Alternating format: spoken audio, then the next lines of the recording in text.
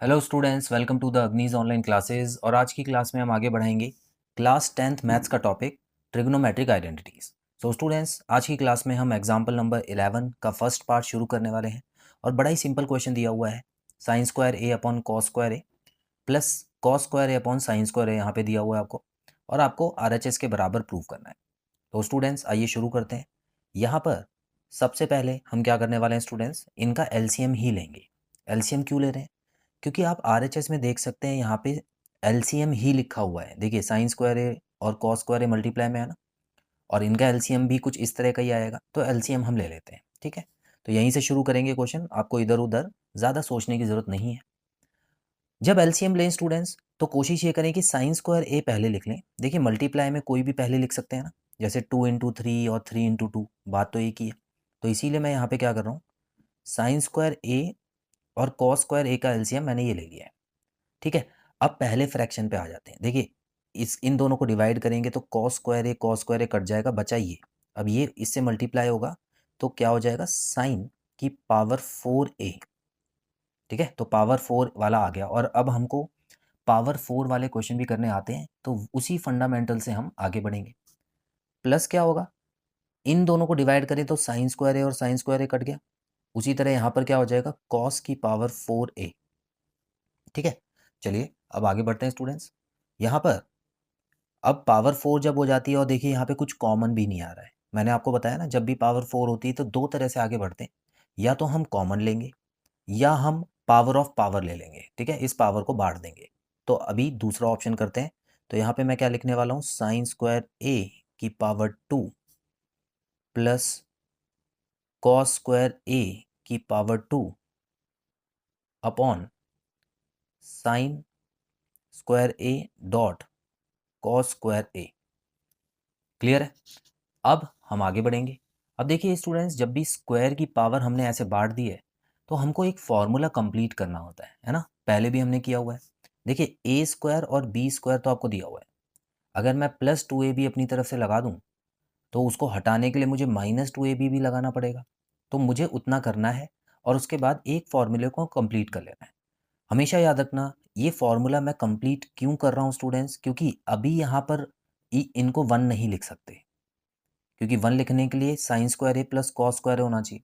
जब formula complete हो जाता है, तो इसको जब हम ब्रैकेट में लिखते हैं, तब वहाँ पे 1 लग सकता है, तब हमारा आंसर छोटा हो जाता है। ठीक है, तो देखिए क्या, किस लिए मैं ये फॉर्मूला कंप्लीट कर रहा हूँ। तो ए की जगह तो ये हो गया ए का स्क्वायर प्लस बी का स्क्वायर। अब मैं अपनी तरफ से क्या लगा रहा हूँ, 2a बी। अब ये अपनी तरफ से मैंने लगाया है, इस वजह से इसको हटाना भी पड़ेगा। तो एक बार यहाँ पे -2ab लगा देते हैं। ठीक है, अब स्टूडेंट्स यहाँ से लेके यहाँ तक देखिए, ये जो फॉर्मूला है ये बन चुका है। अच्छा, डिनोमिनेटर लिखना मत भूलिएगा।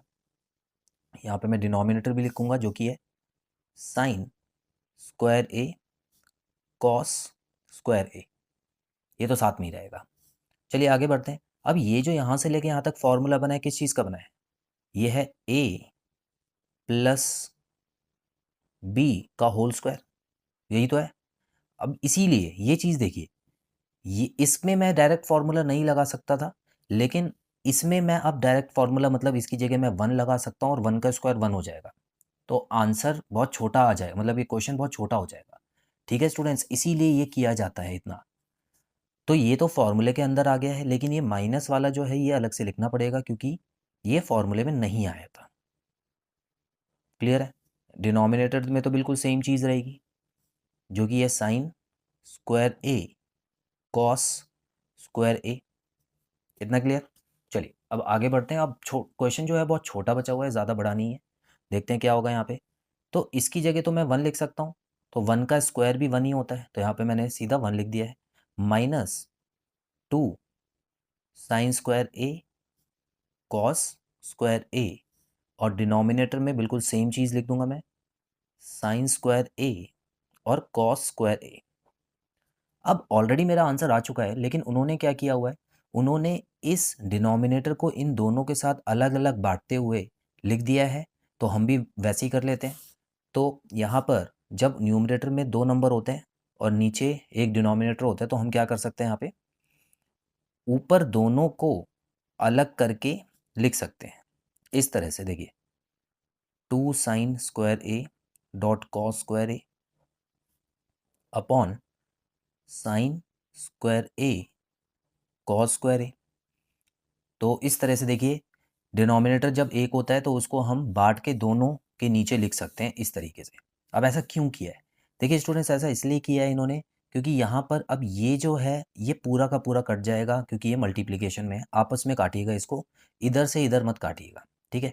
तो अब आपका आंसर आ चुका है जो उन्होंने क्वेश्चन में दिया था। तो क्वेश्चन में जो उन्होंने पूछा था स्टूडेंट्स वो था 1 upon sine square A cos square ए -2, ठीक है। तो यही आपका RHS था। सो RHS कंफर्म करने के लिए मैं आपको एक बार दिखा देता हूँ। अगर आपने क्वेश्चन अभी नोट नहीं किया है तो आप देख सकते हैं RHS जो था बिल्कुल यही था जो अभी हमने निकाल लिया है, 1 upon sine square A cos square A -2। So I hope students आपको क्वेश्चन समझ आया होगा। अब आप देख सकते हैं कि क्वेश्चन जो है भले ही थोड़े लेंदी है लेकिन आसान लग रहे होंगे और आप इनको सॉल्व भी कर सकते हैं। सो बहुत जल्द मिलते हैं स्टूडेंट्स अगली क्लास में। Till then bye bye.